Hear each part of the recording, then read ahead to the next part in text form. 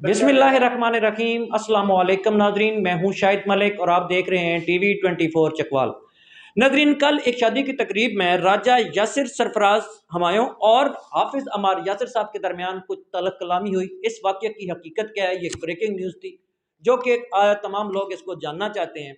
तो इसके लिए हमने रब्ता किया इंफॉर्मेशन सेक्रेटरी PTI शुमाली पंजाब जनाब यासिर पतवाली साहब से, और इनसे ये जानने की कोशिश करते हैं कि ये वाक़या क्या था और क्या PTI और काफ लीग के दरमियान राहें जुदा हो चुकी हैं।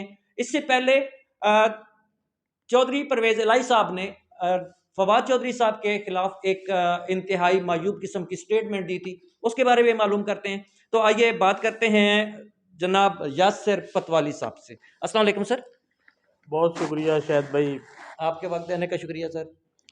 देखें, कल जो चकवाल में मलिक तसव्वुर की साहबजादी की शादी थी और वहाँ पे आलमोस्ट पूरे ज़िला चकवाल और ज़िला तरागांग से जो समाजी शख्सियात थी, सियासी रहनुमा थे, वो सारे वहाँ पे मौजूद थे। तो वहाँ पे इस जिस वाक़े को इतना बड़ा तूल दिया जा रहा है, इसमें कोई इतनी बड़ी तवारत वाली बात नहीं है।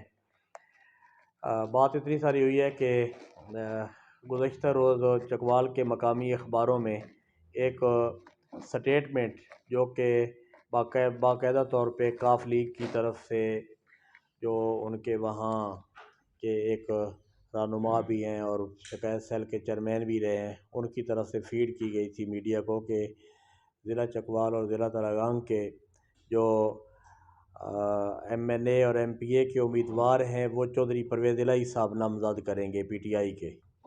तो राजा यासिर सरफराज ने उन्हें मुखातिब करके उनसे पूछा कि आप ऐसी झूठी ख़बरें क्यों चलवा रहे हैं, आप लोगों की क्या इतनी हैसियत है? चार तो चौधरी परवेज़ इलाही के साहब के साथ लोग हैं और वो किस तरह फ़ैसला कर सकते हैं ज़िला तरागांग और ज़िला चकवाल के उम्मीदवारों का। तो इसमें कोई हकीकत नहीं है। इमरान ख़ान इस वक्त पार्टी के चेयरमैन हैं और ये डिस्क्रिशन और फ़ैसला उन्हीं का ही है, मैंडेट भी उन्हीं का है कि वो उम्मीदवारों के फ़ैसले करेंगे कि कौन उम्मीदवार होगा। ये बात हुई है वहाँ पे। तो दूसरा जो एक्सक्यूज आपने मी सर, यहाँ पे थोड़ा सा क्लियर कर देते हैं कि कुछ लोगों का ये ख्याल है कि न सिर्फ तलक कलामी हुई है बल्कि हाँ बात हाथापाई तक भी पहुंची है, और वहाँ से नाराज़ होके हाफिज अमर यासिर साहब जो हैं वहाँ से बाहर निकल गए, राय फरार इख्तियार की। तो ये तलक कलामी किस हद तक थी? नहीं, अब मैं तो ये आपकी बात जो है इसमें तो कोई शक नहीं, वो खाना खाए बगैर वहाँ से वो अपने साथियों के साथ चले गए, उनके साथ जो भी लोग थे वो वहाँ से चले गए। अब मैं इसको राय फरार तो नहीं नहीं कह सकता, और हाथापाई तो बिल्कुल कोई नहीं हुई। वहाँ पे सरदार आफ्ताब अकबर साहब हमारे MPA हैं PTI के, वो मौजूद थे। पीर जोजी शाह साहब वहाँ उसी टेबल पे मौजूद थे। अली नासिर भट्टी साहब वहाँ पे मौजूद थे। नजफ़ हमीद साहब वहाँ पे उसी टेबल पे मौजूद थे। तो ये कोई ऐसी बात तो मेरे ख्याल में नहीं है। वो तो सैकड़ों लोग शादी में मौजूद थे, तो ज़्यादा नहीं तो दर्जनों लोगों ने वो सारी गुफ्तगू सुनी है। वो ऐनी शाहिदीन भी वहाँ पे मौजूद हैं। तो हाथापाई वाली बात कोई नहीं। वो राजा यासिर का स्टाइल है, वो बाज़ औक़ात मूँछों को ताव शाव देता है और वो उसका एक स्टाइल है। तो ऐसा मतलब वो अक्सर मतलब राजा साहब करते रहते हैं, लेकिन इतनी बात बड़ी नहीं है जितनी बढ़ा चढ़ा के वो पेश की गई है। तो हमने इस हवाले से बाकायदा कल एक ऑफिशियल स्टेटमेंट जारी की है पाकिस्तान तहरीक इंसाफ की तरफ से कि ना तो अभी तक पार्लिमानी बोर्ड ने उम्मीदवारों से दरख्वास्तें मांगी हैं, ना किसी ने दरख्वास्त दी है। हाँ, एक रूटीन का मामूल का इजलास था पार्लिमानी बोर्ड का पहला तारफ़ी। उस मीटिंग में जो हमारे साउंड कैंडिडेट हैं, मजबूत उम्मीदवार हैं, उनके हवाले से पूरे रीजन के हवाले से एक आम डिस्कशन हुई है, उम्मीदवारों पे बहस ज़रूर हुई है। तो अभी तक दरख्वास्तें तो जो हैं वो नहीं मांगी गई। जी, इसमें इससे पहले चौधरी परवेज़ इलाही साहब फवाद चौधरी साहब के खिलाफ भी एक ऐसा बयान दे चुके हैं जो मुबैना ऑडियो लीक है, और अभी ये कल एक वाक़या हुआ है। इसके आप क्या समझते हैं, क्या PTI और काफ लीग की राहें जुदा हो चुकी? देखें जी, मैं समझता हूँ कि चौधरी परवेज़ इलाही साहब जैसे ज़ीरक सियासतदान जो 2 दफ़ा चीफ मिनिस्टर और स्पीकर पंजाब असम्बली रह चुके हैं, डिप्टी प्राइम मिनिस्टर रह सके हैं, उनसे मैं मतलब मेरे लेवल का आदमी तो उनसे ऐसी इखलाक से गिरी हुई और बड़ी घटिया हरकत का मैं तो तसव्वुर नहीं कर सकता। लेकिन फिर भी उनका बड़ापन है, उन्होंने फवाद चौधरी साहब की फ़ैमिली से उन्हें बाज़ाब्ता तौर पे टेलीफ़ोन करके उनसे माज़रत भी कर ली है। लेकिन असल तो माज़रत तो साफ़ ज़ाहिर है करने से कोई फ़र्क नहीं पड़ता। एक लेकिन फिर भी उनकी बड़ाई है कि उन्होंने माज़रत कर ली है। लेकिन जो लब्बो लहजा और जो गुफ्तगू परवेज़ इलाही साहब ने इस मुश्किल वक़्त में ना सिर्फ फवाद चौधरी साहब की फ़ैमिली के लिए ये बड़ा मुश्किल और कठिन और इम्तिहान का वक़्त था, हमारी पूरी पार्टी के लिए ये बड़ा मुश्किल वक़्त था। और इस मौके पे परवेज़ इलाही की तरफ से ऐसी स्टेटमेंट आना और ऐसा मतलब खुशी का इजहार होना और मस्के लगाना, मैं समझता हूँ कि इस पे जितना अफसोस किया जाए वो कम है। और लेकिन अब उनकी बड़ाई है, उन्होंने वो बुज़ुर्ग हैं, उम्र उनकी 80 साल के करीब है। उन्होंने अगर माज़रत की है तो मेरे ख़्याल में सबको खुले दिल से उनकी माज़रत जो है वो कबूल करनी जी। चाहिए। जो मैंने अगला सवाल किया था, क्या पीटीआई और काफ लीग की राहें अलग हो चुकी? देखें, पीटीआई और काफ लीग की राहें तो वो पहले भी कोई एक नहीं थी। 2018 के इलेक्शन के नतीजे में एक मजबूरी थी और मजबूरी की सूरत में एक इत्तेहाद जो है वो बना था। लेकिन इस इत्तेहाद के दौरान काफ लीग ने जिस तरह इमरान ख़ान और तहरीक इंसाफ की हुकूमत को जिस मेरे ख़्याल में अंदाज में ब्लैकमेल किया है और हर मौके पे फ़ायदा उठाया है, जब भी हुकूमत पे कोई मुश्किल वक्त आया, कोई एतमाद का वोट हुआ या कोई बजट आ गया, बजट सेशन, बजट मंजूर कराना, तो उन्होंने उसके पूरे फ़ायदे उठाए। तो मैं तो नहीं समझता हूँ कि अब मज़ीद कोई ऐसी गुंजाइश मौजूद है कि पीटीआई और काफ लीग आगे इकट्ठी चलेंगी।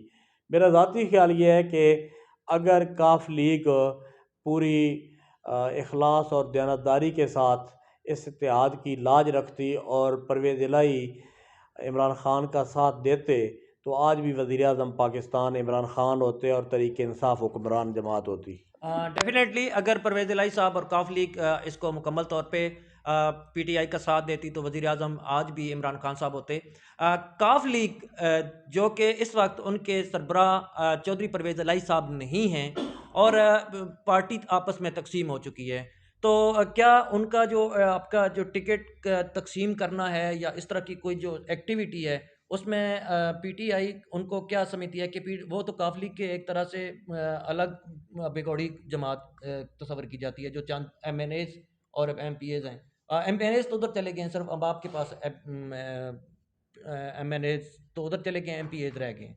तो क्या ख्याल करते हैं कि वो आप पहले काफ लीग मुतहद होगी या उसका क्या तरीकाकार होगा, या परवेज इलाही साहब जम करेंगे अपनी पार्टी को काफ पीटीआई में? इसमें बड़ा सीधा साधा जवाब है इसका कि पीटीआई और काफ लीग का एक इंतखाबी इत्तेहाद था, उसके बाद हकूमती इत्तेहाद बना। अब वो हकूमत वफाक में जो है पाकिस्तान तहरीक इंसाफ असम्बलियों से बाहर आ गई है, केपी और पंजाब की हुकूमतें तहलील कर दी गई हैं। तो वो हकूमती इत्तेहाद भी और इंतखाबी इत्तेहाद वो उस वक़्त तक था।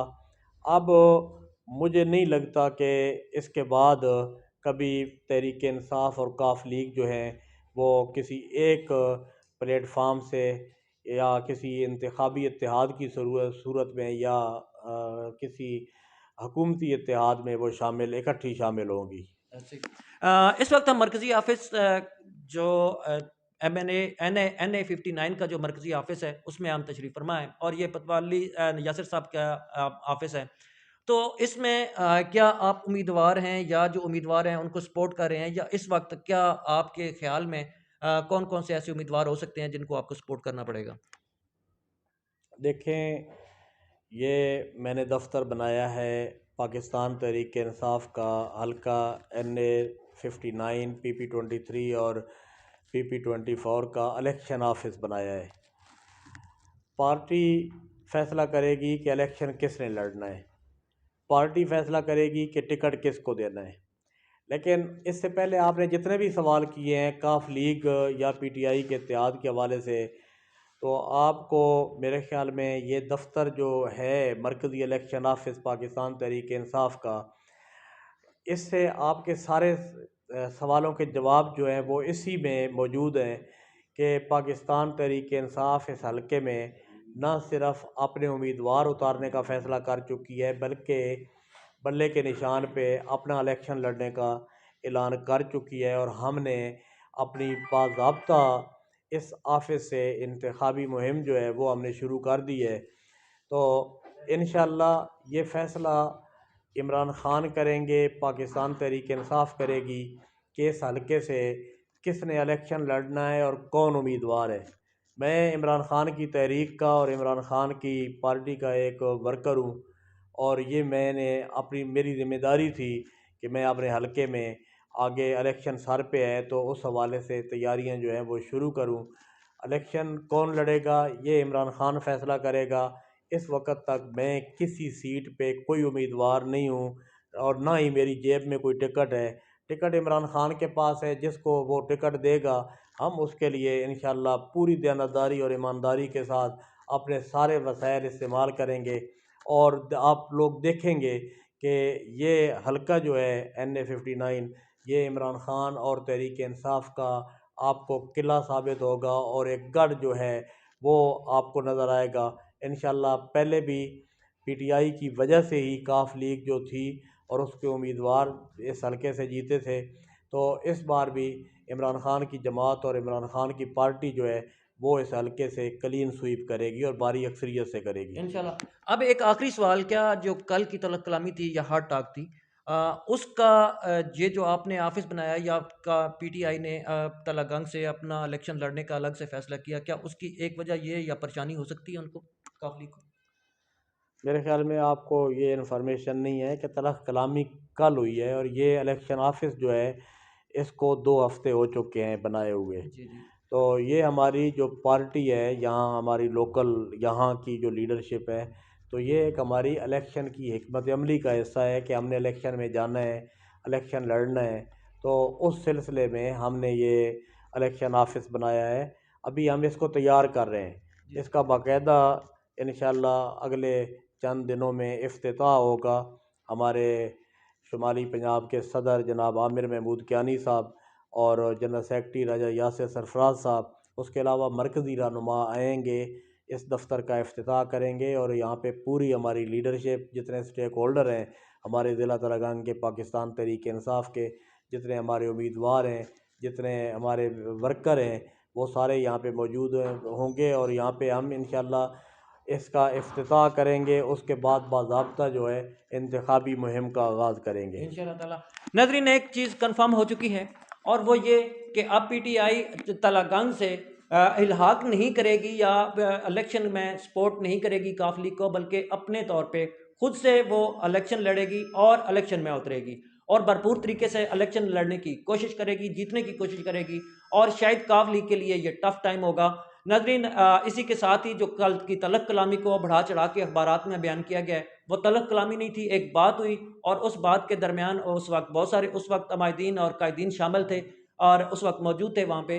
तो इस वक्त जो ये ब्रेकिंग न्यूज़ बना के और इसको बढ़ा चढ़ा के बयान किया गया था, वैसा नहीं हुआ।